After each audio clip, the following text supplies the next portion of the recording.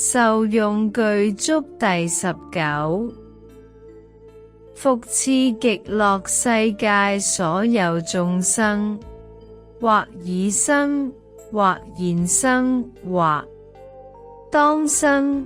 皆得如是諸妙色身，形貌端嚴，福德無量，智慧明了，神通自在，受用種種，一切豐足，宮殿服飾香花幡蓋莊嚴之具，隨意所需，悉皆如。念若欲食時，七寶部器自然在前，百味飲食自然盈滿。雖有此食，實無食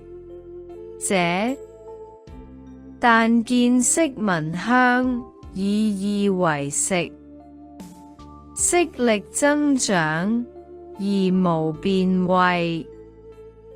身心柔軟，無所味着，是已化，去時至復現。復有眾寶妙衣，冠帶絡，無量光明，百千妙色，悉皆具，足自然在身，所居舍宅，稱其形色，寶望尼福，圓珠寶鈴，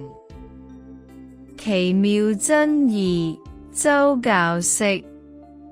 光色晃耀，盡極嚴厲，樓觀欄盾，堂宇房閣，廣劫方圓，或大或小，或在虛空，或在平地，清淨安忍，微妙快樂，應念現前，無不具足。